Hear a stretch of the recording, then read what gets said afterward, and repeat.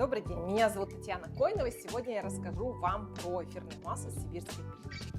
Сибирская пихта – это масло, которое очень хорошо работает с заболеваниями дыхательной системы. Его можно добавлять в диффузор или наносить на грудь, на стопы, на спину в разрежении с базовым маслом. Если вы помните, то раньше санатории по реабилитации людей с заболеваниями бронхолегочной системы чаще всего строились в сосновых лесах, где как раз таки растут елочки, пихточки, потому что пихтовые эфирные масла очень хорошо работают с этими заболеваниями, убивают патогенную микрофлору и благотворно воздействуют на органы дыхания. Кроме того, сибирская пихта имеет антибактериальное противовирусное действие.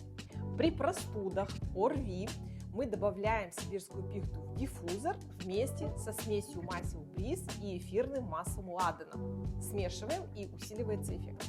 А также наносим пихту на грудь, спину и стоп.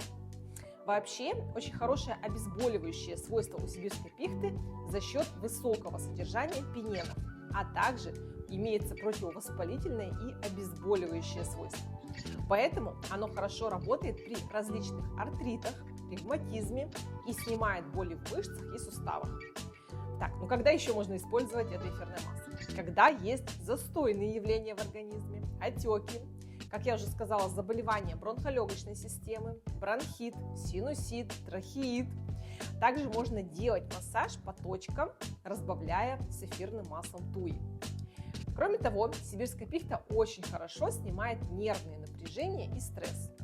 Вообще все древесные эфирные масла, такие как кедр, черная ель, пихта, хорошие стабилизаторы нервной системы.